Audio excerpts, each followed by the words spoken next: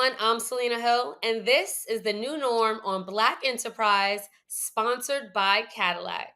Today, I have the pleasure of speaking with multi platinum entertainer and St. Louis rapper Chingy, who took the world by storm in the early 2000s with smash hits like Right There and Holiday Inn. Thank you so much, Chingy, for Yeah, joining us. and so many more hits. I appreciate you for having me. Yeah, no, of course. I could Yeah. only name two. I don't have that much time with you. So he just Oh, did it's all two. good. Yep, yeah. No, you're getting right to it. It's all good. So back in June, you released an EP called Chinglish. Tell us hmm about the project and the inspiration behind it. the EP Chinglish, the inspiration behind it, actually, that project had so many names before Chinglish. It was so many other names. Because I'm very I come up with a lot of stuff. So when I'm thinking of projects, I always come with it was no risk, no reward.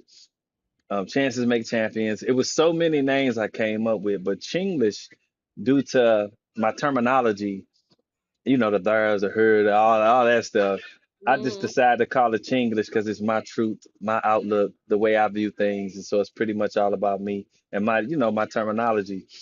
And I have my own. Well, in St. Louis, we have our own little slang, and so, and it's not made up. We kind of born talking like this. So I guess it's the environment. Growing up in the inner city, I grew up on the north side of St. Louis, so that's just how we talk. It's not nothing that's a gimmick.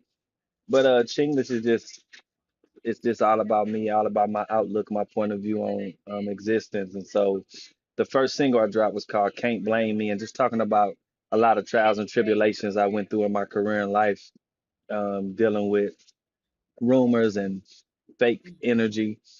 And after that, I came out with, I think it was That Good, more of a ladies record. With where if you like One Call Away, Pulling Me Back, them type of joints, That Good, you would really appreciate that. And I also produced that track and Can't Blame Me, so I did the music as well. Um, and after that, I think we dropped with Wine Time, and it was just me giving appreciation to the fallen soldiers, family and friends who passed on or got locked up, and that's not here with us, who we wish they was here with us, which is a more harder urban type of vibe, street vibe on that record. And then I released when the project dropped June 16th, I released Baller, which was a slow melodic record that's dealing with balling not in the sense of materialistic gain, but spiritual balling. And so Yeah. if you listen to the record, it's just me expressing my feelings about how I grew up, what led to my path, my journey, dealing with spirituality. And so it's a great record. It's one of my favorite records off the EP, Chinglish EP. And Mine if too. ain't nobody heard it, they need to go stream it, check it out, Chinglish. Absolutely. The Bowling is one of my favorites on the EP as well. And I love how hmm you talked about your spiritual journey, a rough upbringing. Why was it important for you to talk about the challenges that you experienced during your childhood? Why was it important to talk about the challenges that I experienced in my childhood? Well, a lot of people get used to the party music, feel good music. So I just felt like I need to bring them into my world and let them know that I'm just like them. You know what I'm saying? It ain't like I grew up with just a silver spoon and wealthiness all around me. You know what I'm saying? And every day is a struggle. You know what I'm saying? And I had to let them know that I could relate to their pain. And I wanted them to see a little bit of my upbringing through this song. And just like even when I was talking about how like I didn't have a may she rest in paradise, but my mother wasn't the kissy huggy I love you type. You know what I'm saying? So it's more tough love. And as a kid growing up, you need that love. You don't need the tough love. You need real love. You need your mother and your father them to hug you, to kiss you, and that makes a child feel secure. And so I wanted to share that with the people, let them know I'm just like them. And I'm happy. Do you find music therapeutic? And what did that help you in your healing process? Do I find music therapeutic? Music can be therapeutic. You know what I'm saying? It's like how you go talk to a shrink or a counselor. Depending on what type of vibe the song is and what they're talking about, that could be your shrink or your counselor. who's giving you that melodic flavor through sound, through music. And so yeah, it definitely can be therapeutic. Um, you people, for those who have been following you, you've been definitely on like a long spiritual journey. We've seen you, in different eras and phases in your life. Where are you on Hmm. your spiritual journey today? And Right. what brings you peace? Right now, where I'm at on my spiritual journey today, I'm just being, just created inner stillness, calmness, and just accepting the things I can't change and changing the things I can, and just I'm just going through existence right now, being peaceful, love and light, peace and love. That's where I'm at on my spiritual journey. That's it. We love Do to it, do hear. do to others as you want done to you. There you go. That's the motto. And speaking of where you are right now, I know that you were performing overseas during your recent Yeah, yeah, international military tour and yeah, stops in yeah, Japan, Guam, and South Korea. What was it yeah. like performing for servicemen and women overseas? And what it was like performing for servicemen and women overseas, I've done that. I've been to Iraq perform, man. So I've been to Alaska, Hawaii doing that. And so it was beautiful. You know, the people they gotta have entertainment too. They gotta go out and go to concerts and have fun too. So for me, it was beautiful just to get to perform for the people that's over there serving this country, and we had fun. You know what I mean? It was just like a concert over here. They just over there putting in work, and so they don't get to do that often. And so I went over there and we just had a blast, and every show was packed, sold out, and we had fun with it, and it was a beautiful thing to be able to go over there and put smiles on people's faces. I love that. Okay, so 2023, it marks the 50th anniversary of hip hop. It's also the 20th anniversary of your debut album, Jackpot, Yeah, and the yeah, chart topping single right there. So, yeah. how does it feel to be part of the celebration of the legacy of hip hop? How it feels to be part of that celebration, it feels pretty good. I'm part of the celebration because on the Hip Hop Awards, due to the 30-year anniversary of So Def, Jermaine Dupri, and the artist he has had hit records with. And so I had a hit record with him with Pulling Me Back. Jermaine Dupri produced that, but it was a number one hit record for 6 weeks. And so that's why I'm a part of the BT Hip Hop Awards and that So Def experience. And Jermaine Dupri played a prominent role in my career, along with Chris Cross, may Chris Kelly rest in paradise. They played a prominent role in my career because as little kids, as teenagers, Chris Cross let me know that it could be done for us making it as a kid. And Mm. Jermaine Dupri, I used to go to Atlanta looking for him and to rap for him because I wanted to be on So Def. So to have a number one hit record with him, this is a dream come true. And to be performing it with him on stage on the Hip Hop BET Awards, dream come true. But also, I'm still representing my brand and legacy for the 20th anniversary for my album, even being on stage, just being Chingy. So it's a beautiful thing.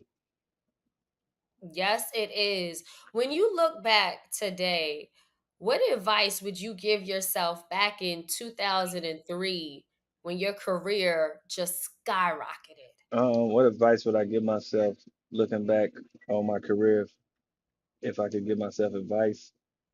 Um, just keep people around you who have your best interests, and keep great energy around you, and have your business together. Lawyer, accountant, manager, whoever you choose to have around you, just make sure everybody has your best interest and keep foolishness away from you. I'm glad you mentioned Bad having your energy.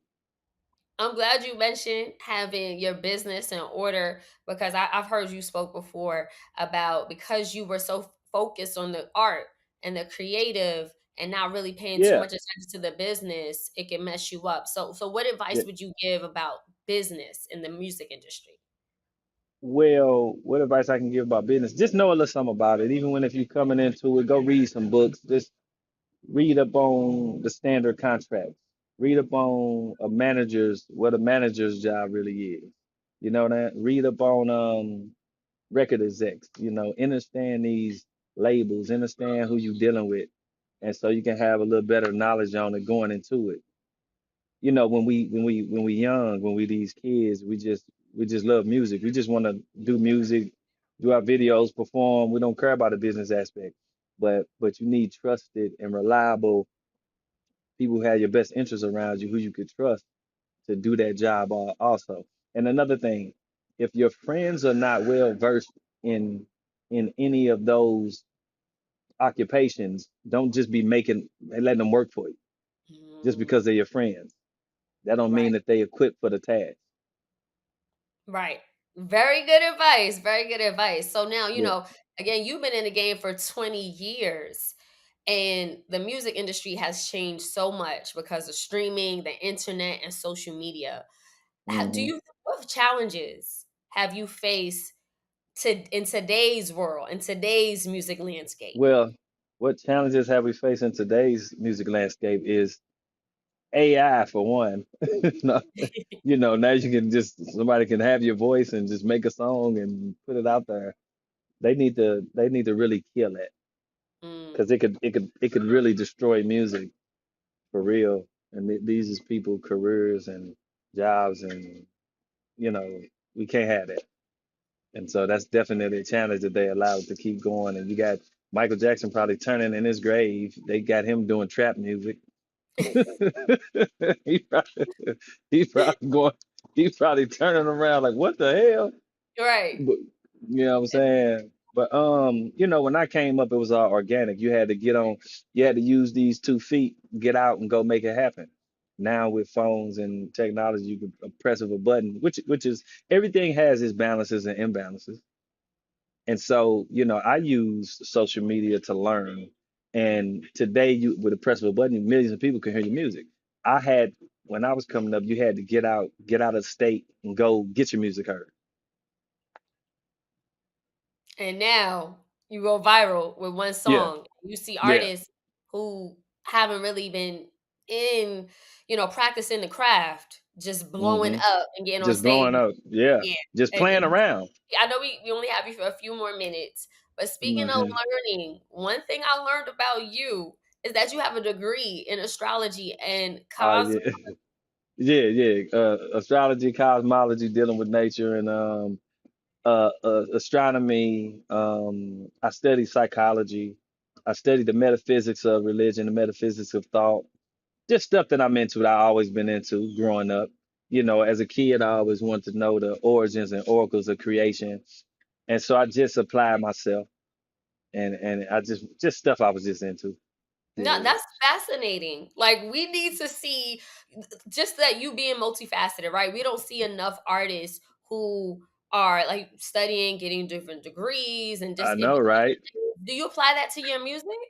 Yeah, apply this to my music. When you listen to Ball, and it's different metaphysical things in there that I applied in that song.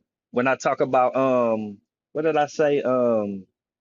Dang, I'm trying to remember the bars I said. Divine in the last verse. Mhm. I can't in the last verse, but it's some things I said that was real metaphysical, and it was Mm. pretty cool. Right. Okay. I love it. And then last thing before we let you go, Chingy, and I know you ready for those vegan cookies. Yeah, I'm finna smash these vegan cookies. I'm not mad at you.